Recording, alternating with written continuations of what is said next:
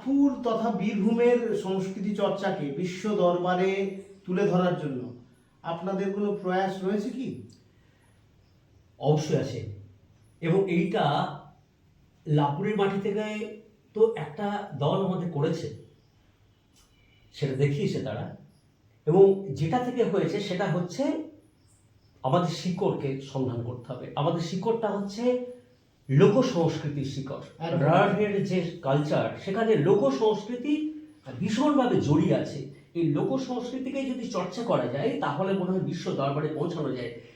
যেটা তারাশঙ্কর সাহিত্যে ভীষণভাবে জড়িয়ে আছে লোক সংস্কৃতি। একদম সবকিছু, পৌষ পার্বণ থেকে শুরু করে লোটো থেকে শুরু করে সেখানে টুসু গান থেকে শুরু করে বহুরূপী সবকিছু রসদ রয়েছে তারাশঙ্কর সাহিত্যে। তাই আমাদের ইচ্ছা তারাশঙ্কর সাহিত্যকে চর্চা করতে করতে আমরা এই লোক সংস্কৃতিগুলোকে আরো জীবন্ত করে তুলব। আমি যে সমস্ত নাটকগুলোকে লিখি, নাট্যরূপ দিই বিশেষ করে তারাশঙ্করের, সেখানে আমাদের গ্রামে যে সমস্ত লোক সংস্কৃতি চর্চা হতো সেগুলোকে কিন্তু তুলে এনে ঢুকিয়ে দিই, বা খুব সহজ করে। যেমন আমাদের গ্রামে এই যে বোলান গান, কৃষ্ণযাত্রা, তারপরে ওই গাজনের সময় যে মরার মাথা নিয়েছি নাচ, এই সব কিছু কিন্তু এক একটা নাটকে ঢুকিয়েছি। আবার বহুরূপী, সেটা যেমন ঢুকানো আছে, ঠিক তেমনি এই যে কি বলবো, পটের পটুয়াদের নিয়ে নাটক করেছি। সেটা দেখতে গিয়ে আমি রাত্রি জেগেছি দাঁড়কাতে, এক পটুয়ার বাড়িতে সারা রাত্রি জেগেছি।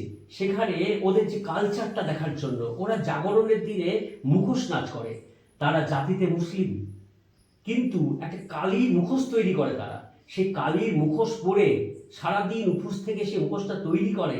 তারপর শিব মন্দিরে গিয়ে রাতের শেষ দিকে, শেষ প্রহরের দিকে যে নাচ ওরা করে, সেটা আমি সারা রাত জেগে প্রত্যক্ষ করেছি। এবং তাদের একজন হয়ে তাদের কথা নাটকে তুলে এনেছি। আপনার নাটক কতগুলি মঞ্চস্থ হয়েছে এবং কতদিন ধরে আপনি নাট্যচর্চা করছেন? প্রথমেই বলেছি অবশ্য ক্লাস 2 থেকে নাটক আমার শুরু, এখনো অবধি। মানে মাঝখানে কোনো ছেদ নেই যে ছেদ পড়েছে এরকম না। অর্থাৎ ক্লাস 2, অর্থাৎ 7 বছর বয়স থেকে নাটক শুরু করেছি। আজকে আমার বয়স 62। এই দীর্ঘ পথ চলার জীবনে সবচেয়ে সাফল্য, আপনার যে সাফল্য, তার পিছনে কাকে কি সবচেয়ে বেশি কৃতিত্ব দেবেন? আমার মা ভীষণভাবে নাটক ভালোবাসতেন। বাবা তো বাঁচতেনই, বাবা ওই যে বললাম আমাদের রান্না করে দিতেন। মা ভীষণভাবে নাটক ভালোবাসতেন, এবং আমি বাইরে কোথাও নাটক করতে গেলেও দেখতে চলে যেতেন। হ্যাঁ, এবং উৎসাহ দিতেন বরাবর। আর একটা, আমার এই সাহিত্য চর্চা বা নাটকের পিছনে মায়ের একটি অবদান না বললে ভুল হবে। মা তখনকার দিনে ক্লাস 4, কিন্তু দেখতাম সবাইকে খাওয়ানো দাওয়ানো করার পরে দুপুরবেলাতে উনি পড়তে বসতেন। এবং শুধু রামায়ণ মহাভারত না, সেখানে বঙ্কিমচন্দ্র থাকতো, সেখানে তারাশঙ্কর থাকতো, সেখানে বিভূতিভূষণ থাকতো, শরৎচন্দ্র থাকতো। ভীষণ বই পড়তে পছন্দ করতেন। সেই বই পড়া মানে আমার মায়ের কাছ থেকে আমার পাওয়া। আপনার প্রিয় সাহিত্যিক? তারাশঙ্কর। তারাশঙ্কর বন্দ্যোপাধ্যায়। অবশ্যই। তার বাইরে? তার বাইরে তারাশঙ্করের বাইরে কিন্তু আমার ভালো লাগে নজরুল ইসলাম। আর কিছুদিন পরই তার জন্ম জয়ন্তী পালন হবে। হ্যাঁ। সব নাট্যকার কোনটাকে এগিয়ে রাখবেন? কঠিন প্রশ্ন। আসলে যখন যেটা করি তখন সেটাকেই মন দিয়ে করি। যখন শিক্ষকতা করি তখন একদম মনের প্রাণে শিক্ষকতার যে সমস্ত ধর্ম যা গুণ সেগুলো করি। যখন নাটক করি তখন শিক্ষকতা ভুলে যাই, একদম নাটক নিয়েই মেতে থাকি। অর্থাৎ যখন যেটা করি তখন সেটা মন দিয়ে করি, এটাই করি। ভবিষ্যৎ পরিকল্পনা?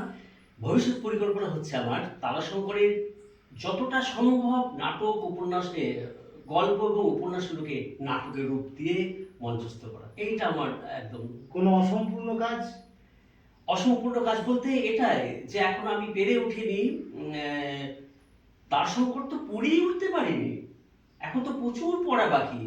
আমার বাড়িতে যা বই আছে সেই বইয়ের পাতা সব উল্টিয়ে দেখতে পারিনি এখনো। মানে আমার খুব ইচ্ছা যে প্রচুর পড়াশুনো করি, কিন্তু হয়ে ওঠে না। আরো পড়ার ইচ্ছা আছে, মানে আরো জানার ইচ্ছে ভীষণভাবে।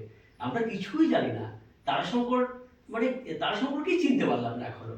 তো তারাশঙ্কর নিয়ে কথা বলবো, এটা তো ধৃষ্টতা আমাদের, তারাশঙ্করকে চিনতেই পারি না এখনো। মানে যত পড়ি তখন মনে হয়, বাহ, তারাশঙ্কর এইটা এইভাবে কিভাবে জানলেন? উনি কি বৈষ্ণব ধর্ম নিয়েছিলেন নাকি? বৈষ্ণবদের যখন কথা বলছেন, যখন সাপুড়ের নিয়ে লিখছেন, উনি কি সাপুড়ে ছিলেন নাকি? তাই এইভাবে তাদের বিষ কোন সাপে কি এইভাবে জানলেন? যখন যেটা মনে হচ্ছে যেন তিনি তার ভিতরে ঢুকে গিয়েছেন। আমরা তো কোনো কিছু ভিতরে ঢুকতে পারি না, উনি কিভাবে যে ভিতরে ঢুকেছিলেন, যখন আধা উপন্যাস লিখছেন আমরা অবাক হয়ে যাচ্ছি যে তখনকার দিনের ওই যে বৈষ্ণব ধর্মের ব্যভিচারের উপরে কিভাবে লিখলেন উনি। এ ভাবা যায় না। প্রত্যেকটা চরিত্র, মানে এক একটা উপন্যাস পড়লে এক এক রকম ফিলিংস হচ্ছে। ঠিক তাই।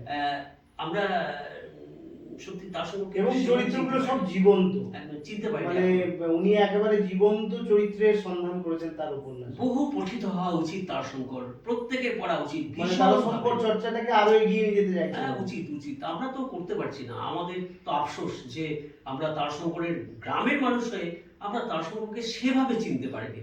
অনেকে বলে তারাশঙ্কর কি করেছে, রাস্তাঘাট করেছে কি, কজনকে চাকরি, আরে ওর জন্য তারাশঙ্কর নয়। লাভপুরের অনেকের মুখে এটা শুনি, কি করেছে তারাশঙ্কর, কিন্তু তারাশঙ্কর যা করে গেছে গোটা বিশ্বকে লাভপুরকে চিনিয়ে দিয়ে গেছে, সেইটা এখন আমরা বুঝতেই পারিনি যে কি করে গেছে। লাভপুর, তারাশঙ্কর, পার্থ প্রদীপ সিংহ, নতুন প্রজন্ম পার্থ প্রদীপ সিংহকে কিভাবে মনে রাখবে? আমাকে মনে রাখার তো কিছু নেই, কারণ আমি তো এমন কিছু করিনি যে আমাকে মনে রাখতে হবে। না না, এভাবে আমার তো মনে হয় ভুলে যাওয়াই ভালো, কারণ আমরা একটা ছোট্ট মানুষ, আমাদেরকে মনে রাখার মতো তেমন কিছু নেই। যাক, আপনাকে অনেক অনেক ধন্যবাদ। এইভাবেই তারাশঙ্কর চর্চা এগিয়ে যাক, লাভপুরের সংস্কৃতি বিশ্ব দরবারে পৌঁছাক। ধন্যবাদ। ধন্যবাদ।